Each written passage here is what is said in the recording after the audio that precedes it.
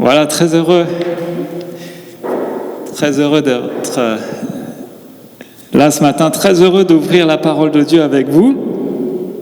Amen. Voilà, comme disait mon frère Luc, est-ce que vous avez soif? Est-ce que vous avez faim et soif ce matin de la parole de Dieu? C'est une nourriture, une véritable nourriture pour notre cœur. Et c'est vrai qu'il est bon de chaque jour avoir cette faim et cette soif. Amen. Voilà, on va aller dans l'Évangile selon Marc. On va poursuivre encore, on va aller jusqu'au bout de cet Évangile selon Marc qu'on parcourt depuis un certain temps maintenant.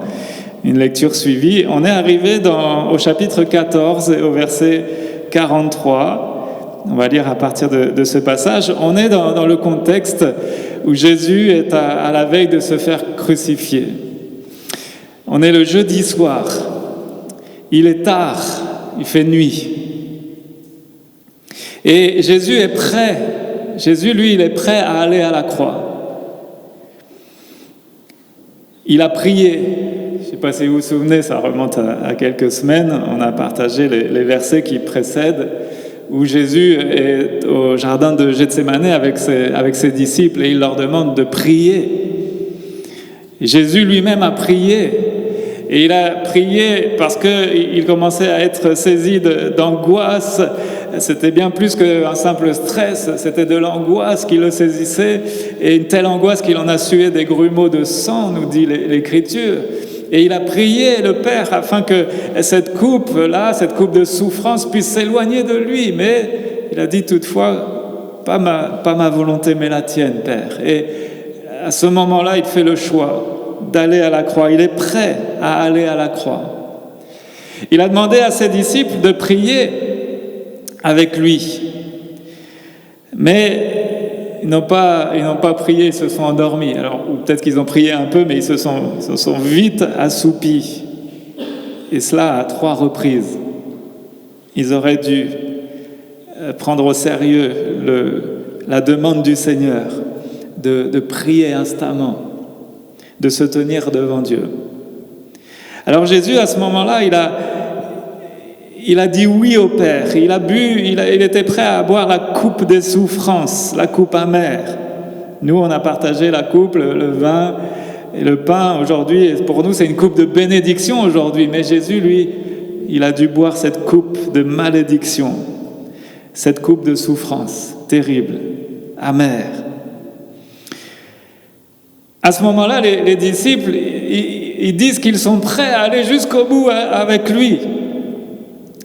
Mais la réalité, on en avait parlé aussi, c'est qu'ils sont faibles. Ils se croient forts, mais ils sont faibles. Alors, maintenant, Jésus se lève et il est prêt à aller. Il est prêt à aller à la mort et c'est ce qu'on va lire ici dans ce passage. Marc, chapitre 14, au verset 41. Il revint pour la 3e fois et leur dit « Vous dormez maintenant et vous vous reposez. C'est assez. L'heure est venue. Voici que le Fils de l'homme est livré entre les mains des pécheurs. Levez-vous, allons-y. Celui qui me trahit s'approche. » Il parlait encore quand soudain arriva Judas, l'un des 12, avec une foule armée d'épées et de bâtons, envoyée par les chefs des prêtres, par les spécialistes de la loi et par les anciens. Celui qui le trahissait leur avait donné ce signe: « L'homme auquel je donnerai un baiser, c'est lui. Arrêtez-le et amenez-le sous bonne garde. » Dès qu'il fut arrivé, il s'approcha de Jésus en disant « Maître !» et il l'embrassa. Alors ces gens mirent la main sur Jésus et l'arrêtèrent. Un de ceux qui étaient là tira l'épée, frappa le serviteur du grand prêtre et lui emporta l'oreille. Jésus prit la parole et leur dit « Vous êtes venus vous emparer de moi avec des épées et des bâtons comme pour un brigand. J'étais tous les jours parmi vous, enseignant dans le temple, et vous ne m'avez pas arrêté, mais c'est afin que les Écritures soient accomplies. » Alors, tous l'abandonnèrent et prirent la fuite. Un jeune homme le suivait, habillé d'un simple drap. On l'attrapa, mais il lâcha le drap et se sauva tout nu. Amen. On va s'arrêter ici pour aujourd'hui. Alors, aujourd'hui, on va voir que Jésus se donne, il se livre lui-même à la mort, et les disciples, eux, vont s'enfuir pour tenter de sauver leur vie. Jésus va à la mort, les disciples essayent de sauver leur vie. Ça, c'est toujours les paradoxes de l'Écriture. N'oublions pas que les disciples ici n'ont pas encore réellement compris, n'ont pas encore réellement saisi que Jésus devait mourir. Pourtant, il leur a annoncé plein de fois, il leur a dit, les a avertis qu'il allait mourir et ressusciter. Mais ils n'arrivaient pas à le saisir. Ils continuent d'espérer que Jésus deviendra un grand roi, un libérateur, un puissant, un grand roi, un libérateur plus politique qui allait asseoir sa domination et détruire la domination des Romains. Ils espéraient tout cela. Alors ils sont prêts, parce qu'ils pensent là, ils sont prêts à rester auprès de Jésus, à se battre avec lui. Mais en même temps, ils ne sont pas prêts à suivre quelqu'un qui connaît l'échec. Ils ne sont toujours pas prêts ici à voir Jésus s'en aller à la croix. Alors on va regarder ensemble aujourd'hui trois choses qu'on a lues dans ce passage. Judas qui trahit une vie, Jésus qui donne sa vie, et puis les disciples qui sauvent leur vie. On va regarder à ces trois choses. Alors, Judas qui trahit la vie du Seigneur. Il trahit une vie. On a lu ce passage, on essaye de se mettre dans le contexte, et on voit de quelle manière Judas a trahi le Seigneur. Il l'a fait parce que d'autres voulaient aussi le faire mourir. Il y avait des personnes qui étaient là, qui étaient très mauvaises dans le fond. Les actions de toutes ces personnes sont très mauvaises. Les chefs religieux des Juifs ont payé Judas pour leur livrer Jésus. Ils ont aussi donné de l'argent pour acheter les services d'autres personnes, des faux témoignages, des faux témoins. Et ils viennent ici arrêter Jésus de nuit. Et tout cela alors que Jésus est innocent. Tout cela alors que Jésus est innocent. On voit la méchanceté. On voit que ces personnes sont mauvaises. On en font tellement mauvais. Ils ont une telle haine pour Jésus qu'ils sont prêts à faire n'importe quoi pour le faire mourir. Ils sont prêts à employer tous les moyens. Ils sont prêts à faire mourir Jésus à tout prix. À tout prix. Face à ces personnes mauvaises, en fait, Jésus, lui, les attend. Il les attend. Il sait, il n'est pas pris par surprise, le Seigneur. Il n'est pas pris au dépourvu du tout. Il les attend. On pourrait dire qu'il les attend de pied ferme. Il est prêt. Et il est même prêt, et ça c'est des choses qui nous dépassent, il est même prêt à se laisser embrasser par Judas. Parce que ça, il le savait aussi, il en avait parlé juste dans le dernier repas qu'il a vécu avec ses disciples. L'un de vous va me trahir. L'un de vous qui partage ce repas avec moi, l'un de mes amis, l'un de mes proches va me trahir. Et là, Jésus, il est prêt. Il va se laisser faire. Il va se laisser embrasser par Judas. Quel geste affreux quand on y pense. Hein?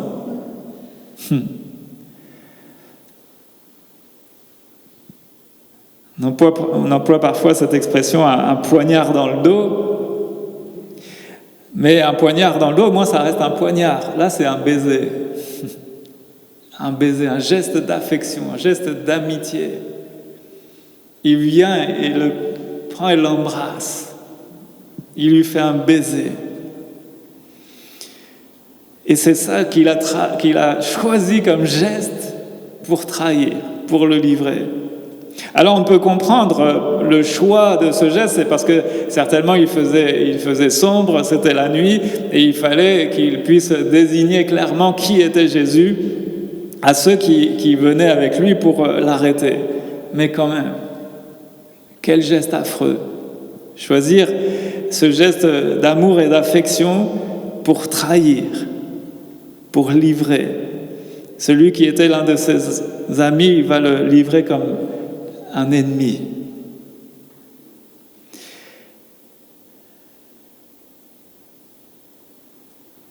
Alors ça, c'est tout ce qui s'est passé maintenant. Si on transpose aujourd'hui,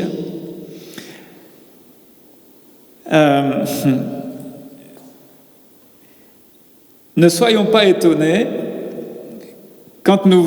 si nous voyons parfois des personnes, même des personnes religieuses,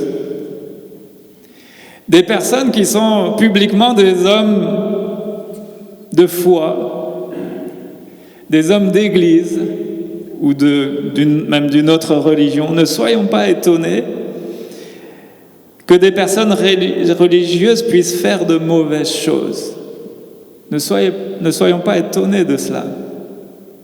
Ne soyons pas surpris si un jour nous voyons des responsables, même chrétiens, faire de mauvaises choses. À votre avis, pourquoi ces choses arrivent-elles? Quel est le problème ici? Quel était le problème de Judas? Un problème de fond, mis à part sa cupidité, on en a parlé la dernière fois.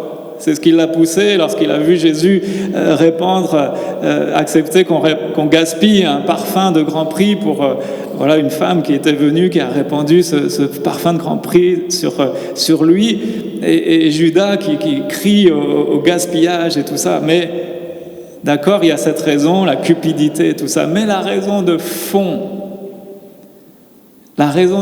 qui a poussé Judas, en apparence un homme pieux, en apparence un homme religieux, un homme de foi qui suivait le Seigneur, en apparence.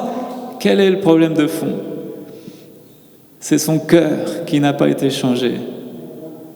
Et le problème qu'il y a aujourd'hui, c'est pour ça que je vous dis qu'il ne faut pas qu'on s'étonne de cela, c'est qu'il y a des hommes aujourd'hui religieux, il y a des hommes qui sont des hommes d'église, mais qui ne sont pas convertis, qui n'ont pas expérimenté une véritable repentance, une véritable conversion, une véritable nouvelle naissance.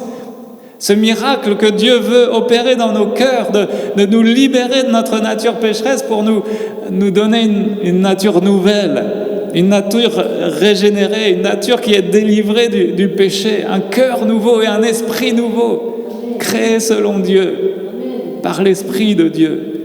Et il ne faut pas s'étonner alors qu'il y ait des choses qui se produisent comme ça aussi de nos jours, des gens qui vont, entre guillemets, trahir le Seigneur.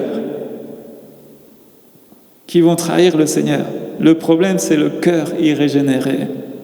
Vous savez, il y a des prêtres qui ne sont pas convertis.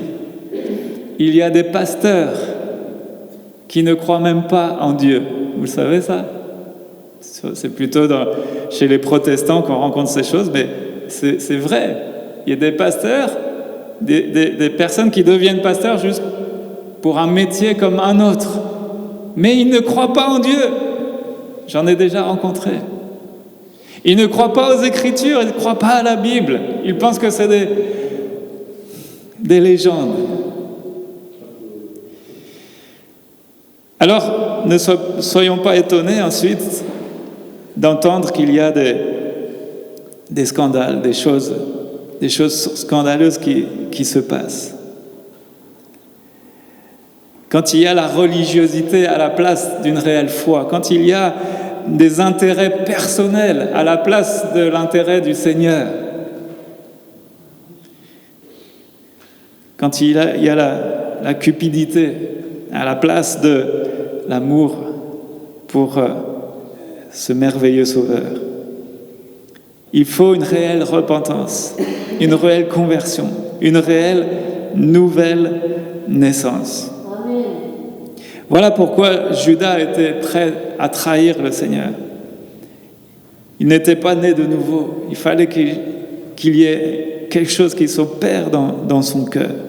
Il a laissé le diable s'insinuer dans ses pensées. Il a laissé le péché abonder dans son cœur. Bref, je ne vais pas m'étendre trop là-dessus maintenant. Judas a trahi une vie. Alors, on peut se détacher en disant « mais moi je n'agirai jamais comme ça ». Mais on peut aussi s'examiner réellement et dire « est-ce que moi j'aurais été capable de faire ça ?» Qu'est-ce qui aurait pu me pousser à faire ça? Et aujourd'hui, où est-ce que j'en suis? Est-ce que vraiment mon cœur a été changé? Ou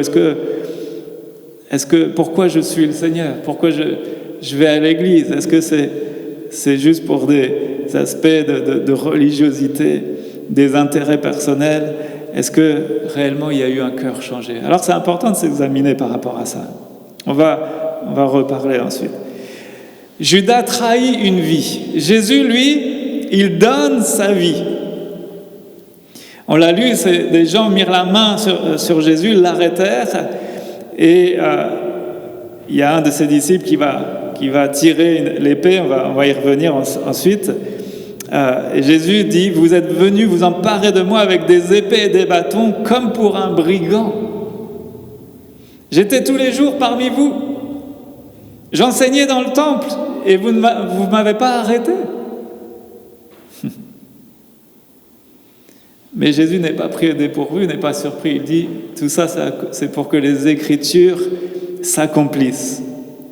Pour que les Écritures s'accomplissent. Alors, on apprend que ce disciple qui a dégainé son épée et qui a coupé l'oreille d'un des serviteurs du grand prêtre, on apprend dans Jean chapitre 18 au verset 10 qu'il s'agit de Pierre, l'apôtre Pierre.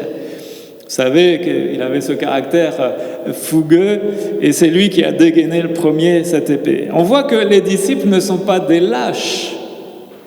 On voit qu'ils étaient prêts à se battre en fait. On les a parfois qualifiés de lâches parce qu'ils se sont enfuis. Mais au début, ils étaient prêts à se battre. Mais le problème, c'est quand Jésus leur a dit « Non, non, non, non, rangez votre épée. Rangez votre épée. » Lorsque Jésus refuse de se battre, c'est là qu'ils prennent la fuite. C'est là qu'ils ne comprennent plus rien. Ils pensaient que c'était ce roi conquérant, ce roi qui allait se battre, ce roi qui allait terrasser les ennemis. Non, Jésus leur dit, non, non, rangez votre épée. Et c'est là qu'ils vont prendre la fuite parce que s'ils sont prêts à se battre pour un leader, un conquérant, j'allais dire un dominateur, ils ne sont pas prêts à mourir pour rien. Et alors là, ils fuient, ils s'enfuient. Ils prennent la fuite. Les hommes qui sont venus arrêter Jésus le traitent comme un hors-la-loi, un brigand, un meneur de rébellion. Ils n'ont pas voulu l'arrêter en plein jour. Pourquoi? Parce qu'il nous est dit dans Marc 12, au verset 12, ils avaient peur de la foule. Ils avaient peur de la foule. Parce qu'il ne faut pas oublier que Jésus, il avait quand même parcouru tous les alentours et partout où il allait, il faisait du bien. Il allait de ville en village et partout où il allait, il opérait des prodiges, des miracles, des guérisons. Des milliers ont été bénis par le Seigneur. Alors, évidemment, son influence commençait à grandir. Et ceux qui voulaient sa mort à Jésus, ceux qui voulaient l'arrêter, le stopper dans cet élan, eh bien, ils avaient peur de la foule. Ils n'avaient pas envie que ça les empêche de mener leur plan à bien.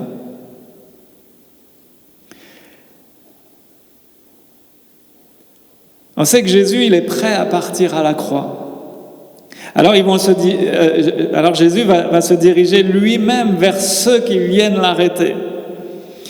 Et on sait, il y a un autre passage aussi de l'Écriture, on sait que Jésus, il a le pouvoir de les arrêter, il a le pouvoir de les stopper, il a le pouvoir de terrasser ses ennemis d'une seule parole.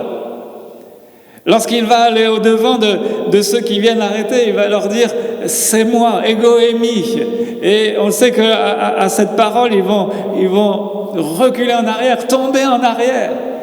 Parce que quand Jésus affirme qui il est, qu'il est réellement Dieu, alors personne ne peut tenir. Les ennemis sont terrassés. Ego eimi. Je suis celui qui est. C'est lui qu'ils viennent arrêter. C'est le Dieu vivant, c'est le Seigneur des Seigneurs, c'est le Roi des Rois. Alors Jésus n'est pas pris au dépourvu et Jésus a la puissance de terrasser d'un seul mot tous ses ennemis. Il pouvait même invoquer une légion d'anges qui serait venue le libérer. Jésus n'est ni surpris, ni pris au dépourvu et il n'est pas sans moyen de défense. Tout cela nous montre que Jésus, il se livre lui-même. C'est volontairement qu'il accepte tout cela. Les épées, leurs bâtons, tout cela ne peuvent rien face au pouvoir de Jésus. Ils n'ont pas besoin de venir si nombreux d'une telle manière. Jésus se livre à eux. Il va les laisser se saisir de lui et le lier avec des cordes et l'emmener comme cela.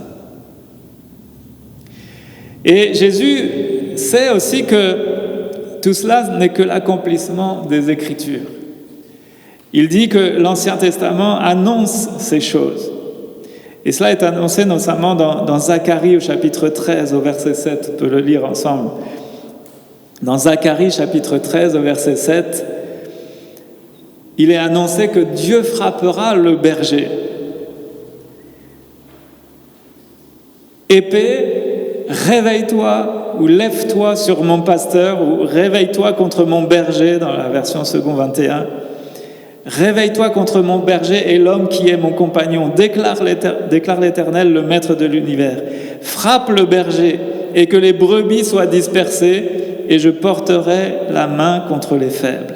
Donc tout cela est annoncé. Et Jésus sait que ce qu'il vit maintenant n'est que l'accomplissement des Écritures. Il faut que tout cela s'accomplisse. On le sait, Jésus, c'est le bon berger. Et lui, en tant que bon berger, il se plaît à donner sa vie pour ses brebis. Il est prêt à donner sa vie pour ses brebis. Il le dit dans Jean 10, 11, « Je suis le bon berger donne sa vie pour ses brebis. » Jean 10, verset 14 aussi, « Moi, je suis le bon berger, je connais mes brebis et elles me connaissent. Tout comme le Père me connaît, comme je connais le Père, je donne ma vie pour mes brebis. » Il dit, j'ai encore d'autres brebis qui ne sont pas de cet enclos, celles-là aussi, il faut que je les amène. Elles écouteront ma voix, il y aura un seul troupeau, un seul berger. Le Père m'aime parce que je donne ma vie pour la reprendre ensuite. Personne ne me l'enlève, mais je la donne de moi-même. J'ai le pouvoir de la donner et j'ai le pouvoir de la reprendre, tel est l'ordre que j'ai reçu de mon Père. Voilà le bon berger, voilà Jésus le bon berger. Il donne sa vie. Et ici, c'est ce qu'il est en train de faire. Il se livre lui-même entre les mains de ceux qui l'ont faussement accusé. Il se livre lui-même entre les mains de ceux qui vont le livrer à la mort, le condamner et le livrer à la mort. J'ai le pouvoir de donner ma vie. J'ai le pouvoir aussi de la reprendre, dit Jésus. Alors, qu'est-ce que tu penses de ce merveilleux Jésus? Qu'est-ce que tu penses de lui? Je voudrais vous dire, si tu n'as pas encore choisi de le suivre, de suivre Jésus, comment ces choses t'encouragent à te confier en lui? Eh bien, réalise que tout ce qui se passe ici, à ce moment-là, que Jésus, il est maître des choses. Il est maître des temps et des circonstances, pas pris au dépourvu. C'est volontairement qu'il va vers la croix, vers la mort. C'est volontairement qu'il va vers le sacrifice. Et on le sait que c'est par amour pour nous. Il va se livrer en rançon pour notre péché. Il va subir la condamnation qui nous était réservée. Nous, on devait être condamnés pour notre péché. On est tous pécheurs et tous coupables devant Dieu. Et Jésus, lui, va se livrer à notre place. J'aimerais que ce passage, ces paroles puissent t'encourager, si ce n'est pas encore fait, à suivre Jésus, à te confier en lui. Parce qu'aujourd'hui, je ne sais pas quelles sont les circonstances que toi tu peux vivre dans ton quotidien, mais Jésus n'a pas changé, lui. Si ce n'est que maintenant il est ressuscité, il est glorieusement ressuscité, il règne dans le ciel, il est assis à la droite du Père et il règne. Mais si toi tu passes par des circonstances difficiles, Jésus n'est pas pris au dépourvu. Il n'est ni surpris et il ne manque pas de moyens pour te secourir. De la même manière, quand ils sont venus l'arrêter, Jésus n'était pas pris par surprise. Il savait toutes ces choses et il n'était pas démuni. Il avait tous les moyens, il avait toute puissance pour terrasser ses ennemis. Mais il a fait volontairement. Aujourd'hui, c'est pareil. Rien ne peut le prendre par surprise et il a les moyens de te secourir dans tous tes besoins. Et le premier besoin, c'est celui d'être sauvé, libéré de la mort et du péché. Alléluia. C'est ce qu'il veut faire encore aujourd'hui. Alors, les textes de l'Ancien Testament annonçaient déjà que ces choses allaient arriver. Jésus le savait. Et tout cela nous montre, tout cela nous prouve, nous démontre que Jésus reste au contrôle de tout ce qui lui arrive et même de sa propre arrestation. Alors, mon frère, ma sœur, continuons de nous confier dans celui qui tient tout sous contrôle. Amen. Amen. Oui. Jésus donne sa vie. Les disciples, eux, face à tout cela, vont être pris de panique, ils vont fuir. Les disciples vont essayer de sauver leur vie. Alors tous l'abandonnèrent et prirent la fuite, au verset 50. Et il nous est même dit qu'un jeune homme qui le suivait, habillé d'un simple drap, on l'attrapa, mais il lâcha le drap et il se sauva tout nu. Étonnant ce passage. Alors, je pense que personne ne voudrait ressembler à Judas. Il a quand même trahi son meilleur ami. J'ose espérer que personne ici ne voudrait ressembler à Judas. Mais serions-nous heureux de ressembler aux autres disciples ? Est-ce qu'on veut leur ressembler aussi ? Parce que qu'est-ce qu'ils font ? Au début, ils sont prêts à se battre, mais on l'a vu, Jésus s'y oppose. Et alors qu'ils avaient promis à Jésus de rester auprès de lui, eh bien, qu'est-ce qu'ils font ? Ils prennent la fuite. Ils prennent la fuite.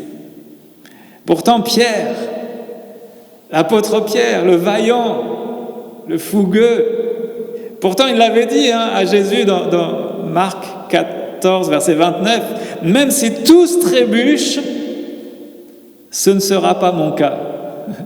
Même si tous t'abandonnent, moi je ne t'abandonnerai pas, Seigneur. » Et Jésus lui dit, « Je te le dis en vérité, aujourd'hui, cette nuit même, avant que le coq chante 2 fois, toi tu me renieras 3 fois. » Mais Pierre reprit encore plus fortement, « Même s'il me faut mourir avec toi, je ne te renierai pas. » Et tous dirent la même chose. Alors, on voit que juste quelques heures plus tard, on voit que toutes ces belles paroles, eh bien, vont comme voler en éclats et ils ne vont pas tenir leurs promesses. Pierre, le premier, oui, il était prêt à se battre, mais quand Jésus lui dit de remettre son épée dans le fourreau, alors là, il ne comprend plus rien. Et il fuit. Et il abandonne le Seigneur. Et plus tard, Jésus l'avertit aussi. Plus tard, lui-même trahira le Seigneur. Il va se rendre coupable du même péché que Judas, de trahir son Seigneur, le renier par 3 fois et de le laisser, de l'abandonner à ses juges.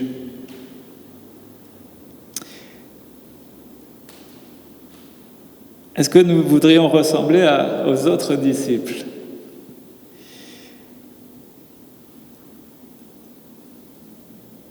En fait, les disciples ne voulaient pas que leur maître aille à la mort. Ils ne voulaient pas. Ils voulaient le défendre. Ils n'avaient pas compris ce que Jésus leur avait annoncé pourtant à maintes reprises. Alors la question qu'on peut se poser à nous aussi aujourd'hui, la croix te fait-elle peur comme elle a fait peur à ses disciples?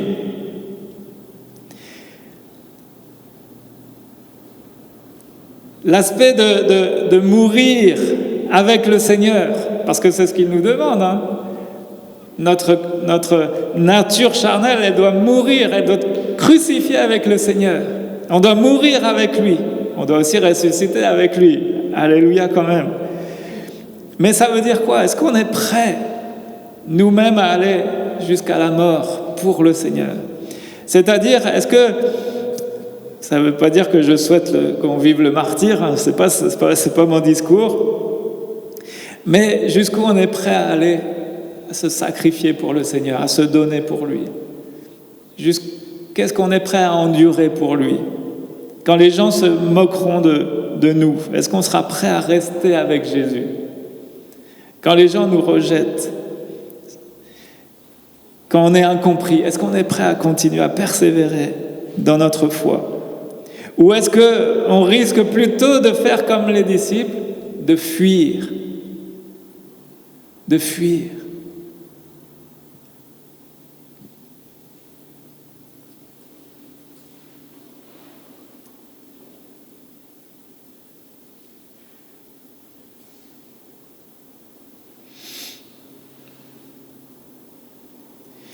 Alors on doit se souvenir que le berger, il fallait qu'il soit frappé. Il fallait qu'il soit frappé. Les brebis vont prendre la fuite parce que Jésus doit mourir seul pour nos péchés. Il n'y a que lui qui pouvait mourir pour nos péchés. Les disciples, eux, n'auraient rien pu y faire. Malgré que les disciples soient en fuite, eh bien Jésus reste prêt à mourir pour ces brebis qui ont peur. Il est prêt à mourir pour eux, il l'a fait. Alléluia. Alors je voudrais terminer en m'attardant juste sur cette précision qu'il nous a donnée concernant cet homme, ce jeune homme qui le suivait. Habillé d'un simple drap, on ne l'attrapa, mais il lâcha le drap et il se sauva tout nu. Je pourrais m'arrêter juste quelques minutes avant de terminer sur ce petit, entre guillemets, détail, jamais de petits détails dans l'Écriture. Il est parti nu. Ça a une signification spirituelle profonde.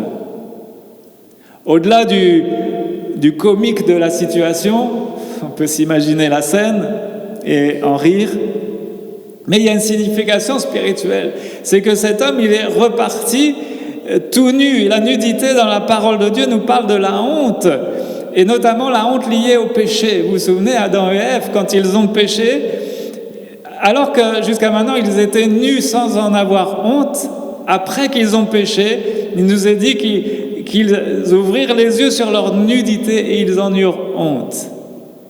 Pourquoi? Ça signifie quoi?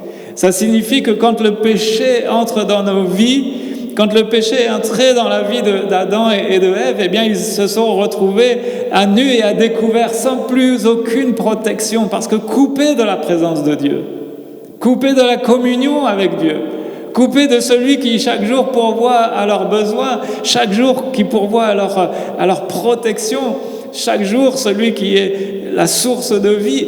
Et le péché nous coupe de celui qui est la source. On se retrouve alors nu spirituellement parlant. La nudité nous parle de la honte du péché, la honte d'être nus et sans protection face à Dieu.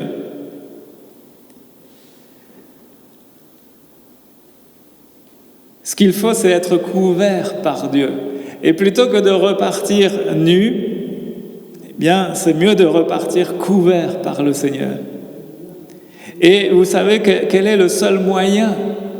Quel est le seul moyen d'être couvert, que notre nudité, la honte de notre péché soit couverte? Quel est le seul moyen pour ça? Eh bien, pour Adam et Ève, vous vous souvenez ce qu'il a fallu que Dieu fasse? Dieu les a couverts avec des peaux de bêtes. Au début, c'était fait des vêtements de bric et de broc avec des feuilles de figuier, il me semble, ou de palmier, je ne sais jamais. Enfin bref. Et Dieu va leur faire des vêtements avec des peaux d'animaux. Il a fallu pour ça que Dieu sacrifie lui-même des animaux qui, eux, étaient innocents. Et cela illustre, cela annonce, cela préfigure le sacrifice de Jésus, lui l'innocent, qui devait mourir pour que nous, nos péchés puissent être couverts, pardonnés, effacés. Voilà la leçon spirituelle. Pour être couvert par Dieu, le seul moyen, c'est le sacrifice de l'innocent, le sacrifice du juste, du saint, du parfait, le sacrifice de Jésus qui paye à notre place. Alors je termine avec cette question. Comment est-ce que vous voulez repartir ce matin? Est-ce qu'on veut repartir, excusez-moi l'expression, mais est-ce qu'on veut repartir nu de cette nudité spirituelle, encore dans nos peurs, dans nos craintes, encore dans nos angoisses, dans nos défaites, encore dans nos péchés peut-être? Ou est-ce qu'on veut repartir revêtu, couvert par le sang de Christ? Ça veut dire pardonner, nos péchés pardonnés, réconciliés avec Dieu, retrouver cette communion qui nous protège, qui nous entoure, la présence de Dieu qui nous entoure par devant et par derrière et qui est là, bienfaisante et protectrice. Est-ce qu'on veut repartir avec ce vêtement-là? Est-ce qu'on veut repartir en étant couvert par le Seigneur, en paix avec Dieu, rempli de joie, rempli de son amour? Eh bien, cela est possible, évidemment. Pour cela, il faut accepter le sacrifice de Jésus. Il faut accepter que c'était le seul moyen. Les disciples, ils ne voulaient pas. Ils refusaient cette option-là, que Jésus meure. Mais c'était la seule option possible. Pour leur salut tout d'abord, et pour qu'ensuite ils deviennent les véritables serviteurs du Seigneur, des véritables soldats du roi des rois, mais non pas des soldats militaires, des soldats spirituels qui allaient parcourir la terre entière pour annoncer le message du salut. Il fallait que Jésus meure. Alors ça, ils vont le comprendre, ils vont le saisir quelque temps après la crucifixion, après la résurrection, où Jésus va encore les enseigner, leur dire, mais voyez, tout cela, je vous l'avais annoncé, il fallait qu'il en soit ainsi. Et ensuite va s'opérer dans leur cœur cette réelle nouvelle naissance. Ils vont être remplis du Saint-Esprit, ils vont être armés, ils vont être vraiment qualifiés là pour ensuite être les serviteurs du Seigneur. Alors on va prier, on va terminer par la prière et voilà, je vous laisse cette question sur le cœur. Comment est-ce que je veux repartir ce matin? Est-ce que je veux repartir comme étant nu et sans communion avec Dieu, sans avoir réglé peut-être nos problèmes, nos difficultés, notamment le péché qui peut être dans nos vies? Ou est-ce que je veux repartir pas comme ce jeune homme-là qui est reparti, qui était en fuite, mais qu'on reparte vraiment avec la paix de Dieu? Alors il faut se confier dans le Seigneur Jésus. Amen, on prie ensemble. Voilà, Seigneur, merci encore pour ta parole. Et Seigneur, c'est vrai que déjà on ne veut pas présumer de nos cœurs, de nos capacités. On n'est pas mieux que les disciples. On n'est pas meilleur non plus même que Judas. Seigneur, on veut seulement réaliser qu'on a besoin de toi, Seigneur. Fais-nous la grâce de jamais être de ceux qui peuvent, d'une manière ou d'une autre, te trahir. Garde-nous de cela, parce qu'on sait que Judas, il s'est laissé entraîner petit à petit dans les pièges du malin, dans les séductions du diable. Alors garde-nous aussi, pour nous-mêmes, de tous les pièges du malin, et que jamais on puisse jamais te trahir, jamais non plus te renier, Seigneur, mais qu'avec force, avec courage, avec zèle, avec détermination, on te suive, on t'obéisse, et qu'aussi on puisse affirmer autour de nous notre foi. Seigneur Jésus, merci de nous venir en aide. Et merci, Seigneur, parce que tout cela, tu l'as voulu, tu l'as accepté. Tout cela, tu l'as accepté volontairement, de donner ta vie, de te livrer. Tu as accepté l'injustice, tu as accepté la croix, la crucifixion, la mort. Et tout cela, c'est par amour pour chacun d'entre nous. Merci de nous aimer tous ici, Seigneur. Sans exception, tu nous aimes tous du même amour. Et je te bénis pour ça. Je te prie seulement de révéler cet amour dans le cœur de chacun. Qu'on reparte de ce lieu avec cette assurance de ton amour. Cette foi aussi que tu n'es jamais pris au dépourvu et que tu as tous les moyens nécessaires pour répondre à nos besoins, pour nous secourir, pour nous délivrer. Oh Seigneur Jésus, merci de faire ton œuvre maintenant en nous. Seigneur, nous voulons vraiment mettre notre foi en toi, notre confiance, et aussi accepter cette croix. Parce qu'il fallait qu'il en soit ainsi. C'était le seul moyen pour toi de nous sauver. C'était qu'il fallait que tu meures. Il fallait que tu sois condamné à notre place. C'était le seul moyen pour nous d'être sauvés. Alors je te prie vraiment que chacun d'entre nous, on accepte cette réalité. Que jamais on ne fuit loin de toi, Seigneur. Et qu'on accepte nous-mêmes aussi de souffrir et de nous donner pour toi, Seigneur, parce que toi, tu as tout donné pour nous. Aide-nous à te suivre, à t'aimer, comme toi, tu nous as aimés, Seigneur, au point de donner ta vie. Fais ton œuvre maintenant dans nos cœurs, Père, dans le nom de Jésus-Christ. Amen.